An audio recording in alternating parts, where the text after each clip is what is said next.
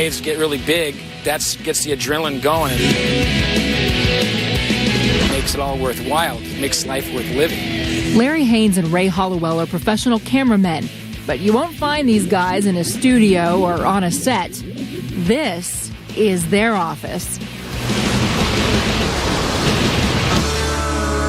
The world-famous Bonsai Pipeline on the north shore of Oahu, Hawaii. The Bonsai Pipeline, it's the A-zone. I mean, this is the creme de la creme. It's the gnarliest, one of the gnarliest waves on the planet.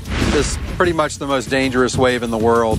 You have to be on top of your game in order to even think about paddling out of the pipe. There's jagged reef, big rocks down there, you know, it could knock you out. And I've had some really good friends that's died out there.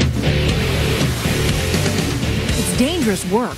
The footage Larry and Ray capture makes these guys, the surfers, look like the daredevils. But make no mistake, as each 20-foot wall of whitewater crashes down with bone-crushing force, there's an adrenaline rush for the guys behind the lens, too. The swell comes from very deep water, and it comes and hits the pipeline, and it hits the shallow reef, and with such power, creating just a huge barrel. To get in that barrel and make it in the barrel and get spit out is the ultimate euphoric feeling. And to capture that on the film is just as elating. Larry and Ray have been shooting the pipeline long enough to know that ideal conditions for riding waves don't always mean safe working conditions for them. It was one of those days, it was very low tide, very dangerous, 14, 16-foot faces. Low tide means huge waves and amazing footage. Watch this wall of water crashing right over Ray as his camera catches all the action. It was a great day. It was pretty epic. This big set, we see it breaking on the outer reef, and Larry and I realized we're really deep in the pit, they call it, which is the impact zone where the wave breaks. Caught between a crushing wave barreling down on them and the jagged rocks on the reef below, Ray and Larry start frantically swimming as fast as they can, with cameras still rolling. It's like doing the 50-yard dash under the water. When I got into the first wave, I got tumbled for like at least 10 seconds, like wash and rinse cycle. It was really intense. And when I pop up, I managed to get 2 deep breaths, and I look up, and there's this big, giant wall of white water coming at me.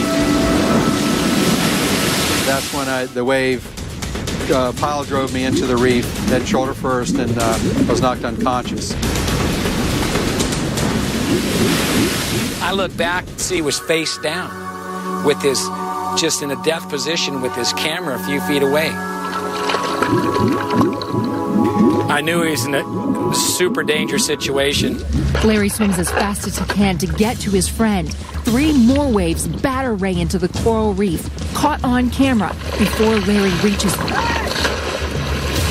He was huge, just filled up with water, just massive.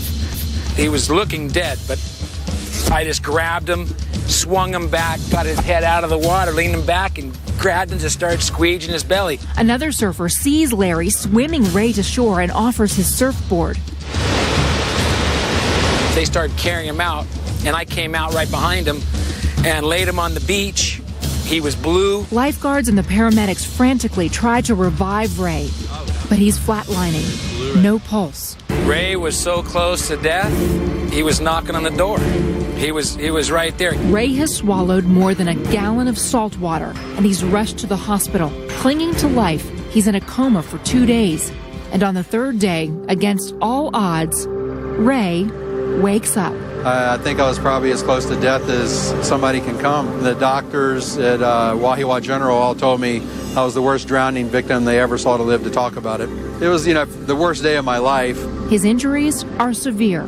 I hit so hard I had 2 brain contusions with a helmet on. My collarbone, my right collarbone was shattered in half in 4 places. Torn rotator cuff, 2 broken ribs, a bruised lung, and chemical pneumonia. This daredevil cameraman can barely move, but he's still directing the action from his hospital bed. Yeah, let's get that shoulder. You got it all? Yeah. It was the most excruciating pain you could ever imagine. Broken bones are like a picnic compared to the pain I felt that day. Love you, Larry. Thank you, man. In pain? Sure. Happy to be alive? Definitely. I'm forever grateful for my good friend Larry that saved the day. Ray spends 9 days in critical care, and it takes him a full year to recover. When he finally does get back in the ocean, he says he's not heading straight for the Bonsai pipeline anytime soon. My main focus is creating ocean adventure programming for kids. It just so happened it just wasn't my time. God didn't have it in his plan to take me that day, and I feel extremely lucky and pretty much not lucky but blessed to be alive.